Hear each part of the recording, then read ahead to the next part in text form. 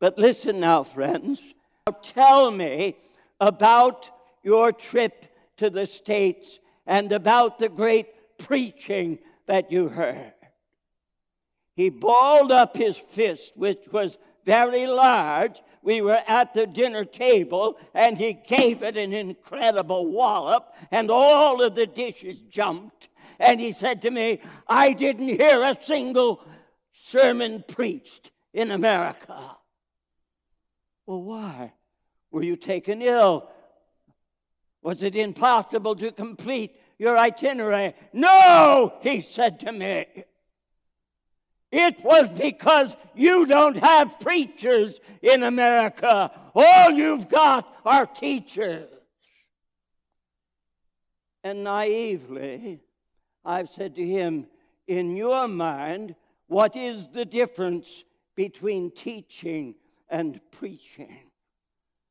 And once again, he balled up his fist and walloped the table so that I wondered why it didn't just simply collapse. And he said to me, this is not a matter of my personal opinion. Here is a long-established fact. To teach is to inform. To preach is to move. And he went on to explain. The teacher informs those who are listening to him of things they may not know. But the preacher, he finds the people here, and he knows they belong there. And in preaching, he moves them from where they are to where they belong. Now, I know that's not what some of you think. We heard it said this morning that teaching and preaching are the same, that the words are used interchangeably. Well, you may use them interchangeably, and I'm not going to try and correct you. If you want to be dumb, that's your choice. There are countless numbers of people going to church and coming away disappointed. In many cases, their heads were already so packed full of information they never acted upon, that they're at the point of oversaturation.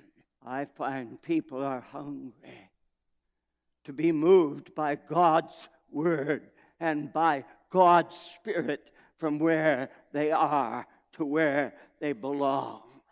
And I'm wondering how many preachers here are preaching and not teaching. Now, don't misunderstand. I'm not knocking teaching.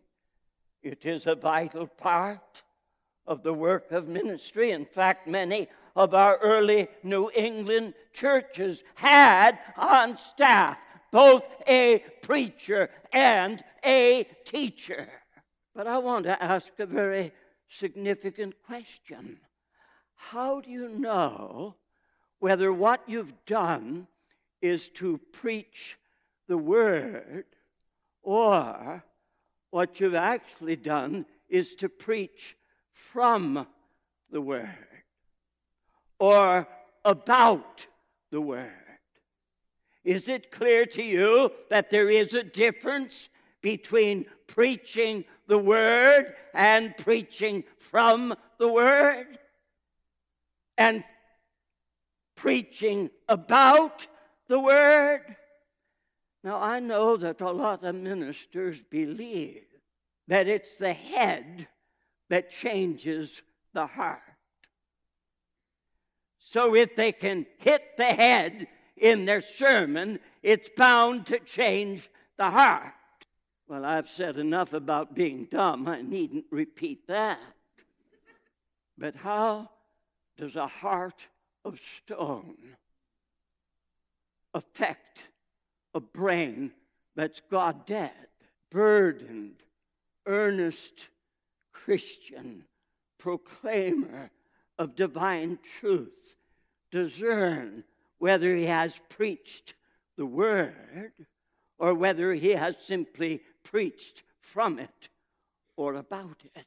Did it ever occur to you that the way the Word speaks of itself is an incredible help in this matter? Now, there are many biblical phrases that I might refer to. Time and circumstances would make it unwise to try and cover all the possibilities. Let me mention just three. The Word is described in the Word as a hammer. The Word is described in the Word as a fire. The Word is described in the Word as a sword. Is it not reasonable that if I have preached the Word, there will be people who are hammered, who, like the hard rock, are smashed to pieces? Is it not reasonable to suppose that if I have preached the Word, there will be those who will feel pierced by the sword of the Spirit? Is it not reasonable to suppose that there are those who have been cold and without passion who are set on fire for Jesus Christ if I have preached the Word? Is it sensible to think that I have preached the Word and nobody has been smashed, nobody has been pierced, nobody has been ignited? I would think it much safer to suppose that when nothing of that sort happens, you haven't preached the Word. I believe that preaching is a high responsibility.